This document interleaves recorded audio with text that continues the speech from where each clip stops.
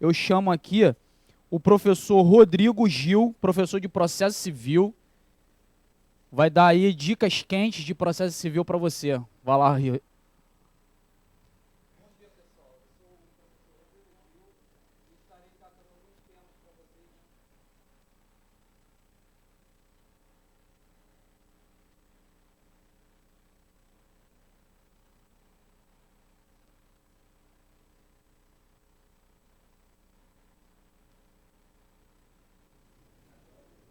Ligou? Bom dia, pessoal. Eu sou o professor Rodrigo Gil. Como eu estava falando, vou tratar com vocês o tema processo civil para o exame da Ordem dos Advogados do Brasil. A primeira dica que eu queria passar para vocês é sobre o tema jurisdição. O tema jurisdição é um tema que é recorrente na prova da Ordem dos Advogados do Brasil. A prova da OAB costuma muito cobrar o tema jurisdição como uma das questões na prova de primeira fase.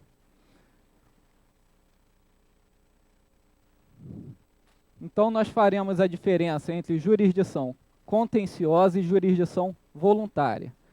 Jurisdição contenciosa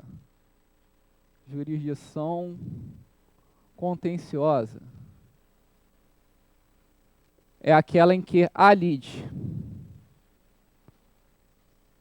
Quer dizer, há um conflito de interesses manifestado pela pretensão de uma das partes e pela resistência da outra.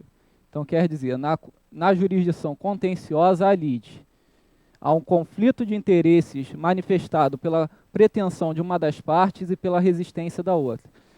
Já na jurisdição voluntária, já que estamos fazendo a diferença entre jurisdição contenciosa e jurisdição voluntária, na jurisdição voluntária não há lide.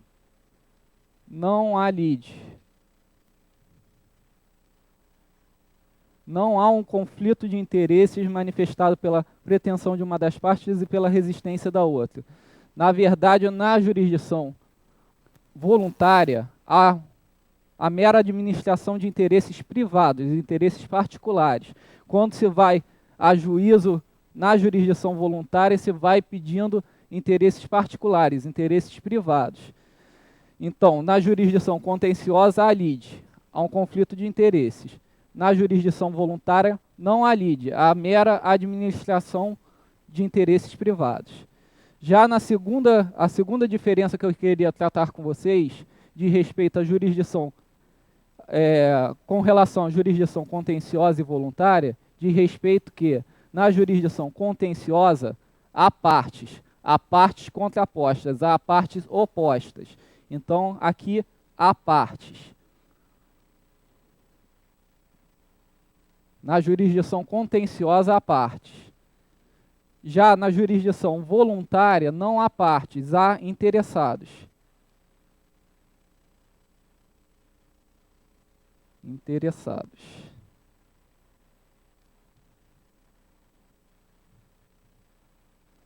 Então, na jurisdição contenciosa há partes opostas, há partes contrapostas, há autor e réu. Já na jurisdição voluntária não há partes, assim meros interessados. Interessados no quê? Interessados na justa composição de um direito. A terceira diferença que eu queria fazer com vocês em relação à jurisdição contenciosa e jurisdição voluntária de respeito à coisa julgada. A coisa julgada,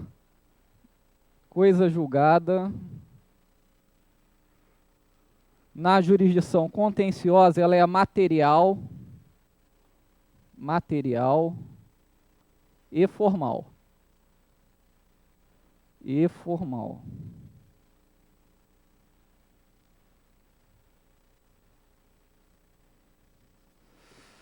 Quer dizer, na jurisdição contenciosa se faz coisa julgada material e coisa julgada formal. O que isso significa, fazer coisa julgada material? Significa que aquela decisão torna-se imutável. Quer dizer, aquela decisão torna-se impassível de qualquer recurso ou de ser rescindida via ação rescisória. A decisão se torna imutável. Já na jurisdição voluntária, se faz coisa julgada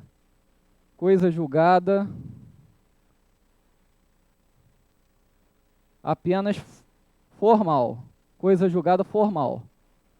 O que significa fazer coisa julgada formal? Fazer coisa julgada formal significa o seguinte, significa que aquela demanda poderá ser renovada em juízo. O interessado poderá propor nova demanda sobre o mesmo tema que será objeto de análise pelo Poder Judiciário novamente. Quer dizer, não haverá imutabilidade da decisão. Então, jurisdição contenciosa faz coisa julgada material e coisa julgada formal. Já a jurisdição voluntária faz apenas coisa julgada formal. Quer dizer, na jurisdição contenciosa, a decisão se tornará imutável e na jurisdição voluntária não se tornará imutável. Essa era a primeira dica que eu queria falar com vocês para a prova da ordem. A diferença entre jurisdição contenciosa e jurisdição voluntária. A segunda diferença que eu queria tratar com vocês diz respeito às condições da ação. As condições da ação estão previstas lá no artigo 267 do CPC. É o famoso LIP. Legitimidade das partes, interesse processual e possibilidade jurídica do pedido. Repetindo, legitimidade das partes, interesse processual e possibilidade jurídica do pedido. É o LIP, hein, pessoal? Legitimidade das partes, interesse processual e possibilidade jurídica do pedido. Está lá no artigo 267, inciso 6 do CPC. Legitimidade das partes, interesse processual e possibilidade jurídica do pedido. A terceira diferença que eu queria tratar com vocês diz respeito à citação.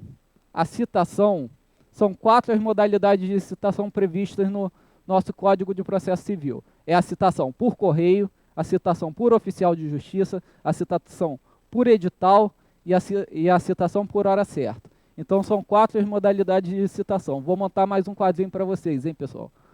Citação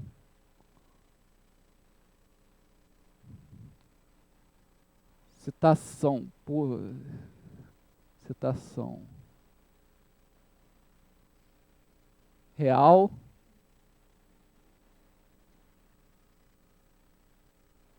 e citação ficta ou presumida. São 4 as modalidades, mas elas se dividem em citações reais e citações fictas. Citação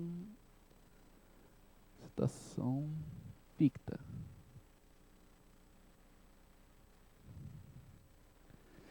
Então, dentre as 4 modalidades que eu falei, repetindo, citação por oficial de justiça, citação por hora certa, citação por edital e citação por correio, dentre essas 4 modalidades de citação, a citação as citações reais são a citação por correio e a citação por oficial de justiça. Oficial de justiça. Já na citação ficta ou presumida, são 2 também as modalidades, a citação por hora certa,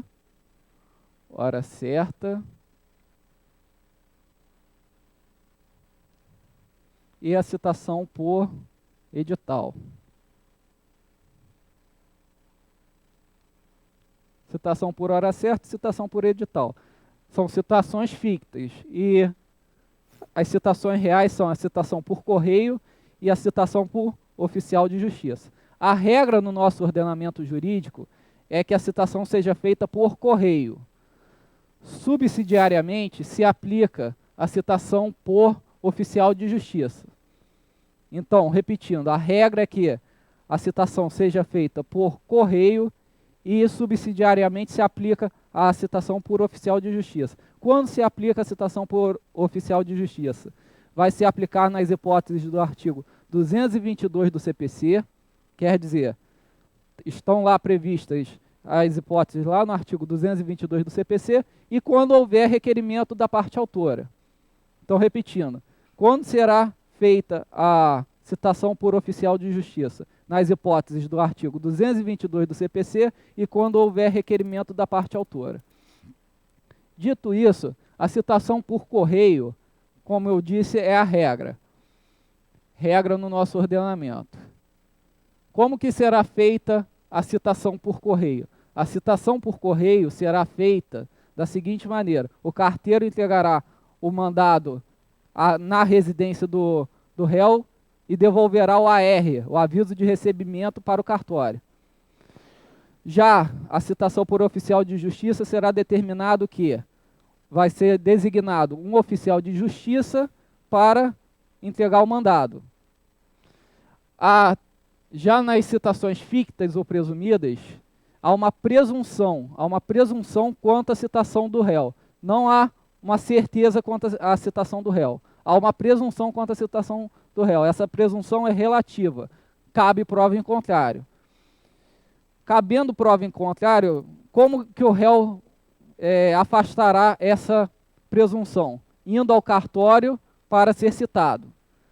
A citação por hora certa será feita da seguinte maneira: o oficial de justiça aparecerá 3 vezes lá no domicílio ou na residência do réu para citá-lo. Não o encontrando, se ele não encontrar o réu em sua residência ou em seu domicílio, acontecerá que marcará dia e hora para comparecer e apresentar o mandado para o réu, e logo em seguida informará a vizinhos sobre o fato. Então ele marcará dia e horário para comparecer na residência do réu e logo após isso informará o fato a vizinhos. Se o réu mesmo assim não foi encontrado, o oficial de justiça devolverá o mandado de citação para o cartório e será considerado o réu citado fictamente. Quer dizer, haverá uma presunção relativa quanto à citação, que ele tem conhecimento daquela citação. Já na citação por edital, será publicada em diário oficial ou jornal de grande circulação, durante o prazo de 20 e 60 dias, informações sobre a citação do réu. Quer dizer, informações sobre o processo e a citação do réu. Será publicado em diário oficial e em jornal de grande circulação. Isso para quê? Para que o réu tome conhecimento do litígio. Quer dizer, tome conhecimento daquele processo. Caso mesmo assim ele não seja encontrado, também será considerado como citação ficta. Quer dizer, haverá uma presunção quanto à citação do réu. Nestas duas hipóteses, na citação por hora certa e na citação por edital, o juiz, caso o réu não seja encontrado, o juiz poderá determinar que seja estabelecido um curador especial que ficará responsável pela defesa do réu em juízo. O curador especial fará a defesa do réu por negativa geral. Então, repetindo, nas duas situações de citação ficta, hora certa e edital, haverá uma presunção relativa quanto à citação do réu. E essa presunção relativa quanto à citação do réu fará com que o juiz determine um curador judicial, que ficará responsável pela defesa do réu em juízo. Essa era a terceira dica que eu queria tratar com vocês. As 4 modalidades de citação: citação real e citação ficta, citação por correio, citação por hora certa, citação por oficial de justiça e citação por edital. Citação real, correio e oficial de justiça. Citação ficta, hora certa e edital. A quarta dica que eu queria tratar com vocês diz respeito à tutela antecipada e à tutela cautelar. São duas espécies de tutelas diferentes, são tutelas de urgência. São tutelas que são concedidas de maneira urgente, para casos urgentes. Tutela antecipada tutela antecipada e tutela cautelar. Também há diferenças entre elas, tutela cautelar.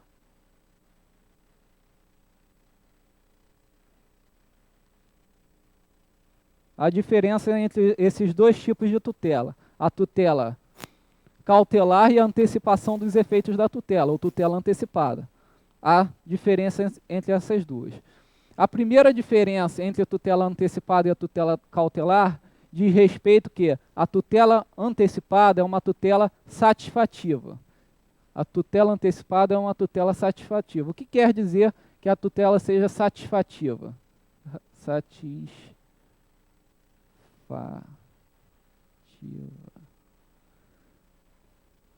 A tutela antecipada é uma tutela satisfativa. Já a tutela cautelar é uma tutela protetiva. Tutela protetiva. A tutela antecipada satisfaz uma pretensão momentânea do requerente. Satisfaz uma pretensão momentânea do requerente. Quer isso dizer o seguinte: aqui haverá um direito que será antecipado para o autor ou para o réu em juízo, mesmo que não se tenha se chegado ao final daquele processo, daquele julgamento. Não houve o julgamento final daquele processo. Já a tutela cautelar é protetiva, ela protege o mérito do processo. Quer dizer, a tutela cautelar ela é uma tutela protetiva, ela protege o mérito do processo. Ela protege o quê? Até o julgamento final de mérito. Então, a tutela antecipada ela é satisfativa e a tutela cautelar ela é protetiva. A segunda diferença que eu queria tratar com vocês é em relação aos requisitos da tutela antecipada e os requisitos da tutela cautelar. Os requisitos da tutela antecipada são 4 requisitos. Requisitos da tutela antecipada. Tutela antecipada. Os requisitos da tutela antecipada são verossimilhança das alegações,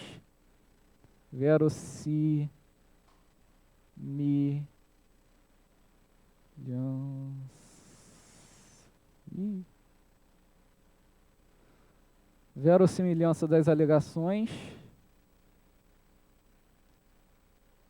prova inequívoca do direito alegado,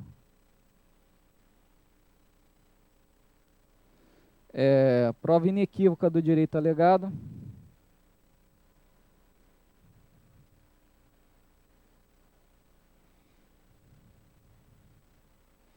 fundado receio de dano irreparável, de difícil ou incerta reparação,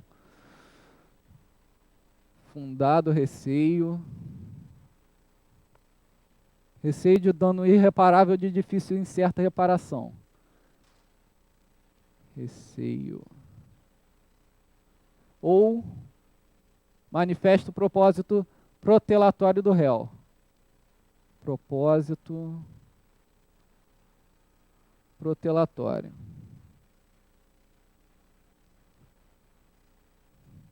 Consegue pegar aí? Então, são 4 requisitos, está faltando um, que é a reversibilidade do provimento final. Quer dizer, esse provimento de tutela antecipada deve ser reversível durante o processo, que senão não deve ser concedido. Então, são 4 requisitos para a tutela antecipada. Requisito da verossimilhança das alegações, requisito da prova inequívoca do direito alegado, requisito do dano irreparável de difícil ou incerta reparação, ou manifesto propósito protelatório do réu. A diferença, esses 2 requisitos, é um requisito só que deve ser interpretado em separado, são requisitos que devem ser interpretados separadamente, ou a lesão grave de difícil e incerta reparação, ou o manifesto propósito protelatório do réu. E o último requisito que eu queria tratar com vocês é sobre o receio e sobre a prova inequívoca. Passemos à tutela cautelar. A tutela cautelar de respeito, são dois requisitos, fumus boni iuris e periculum in mora. Fumus boni iuris e periculum in mora. O que é o fumus boni iuris? Fumus boni iuris é a presença de eventual direito da parte alegante. E periculum in mora. Periculum in mora é o perigo da demora. Periculum in mora.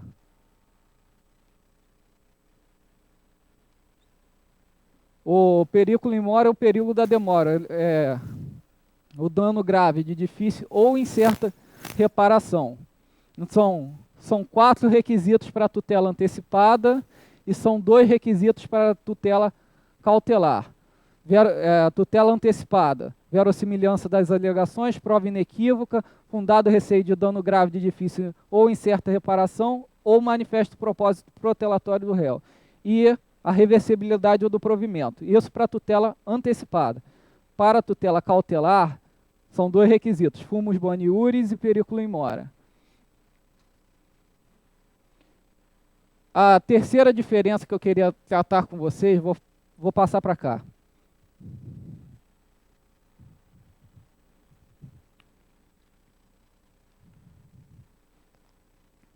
Terceira diferença entre tutela antecipada e tutela cautelar.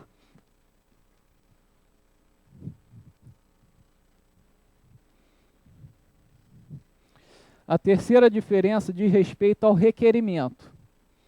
Quer dizer, como que será feito o requerimento da tutela antecipada e da tutela cautelar. O requerimento da tutela antecipada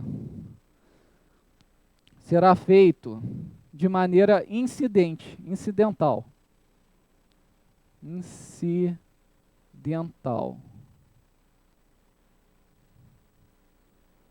Tutela antecipada. Já a tutela cautelar,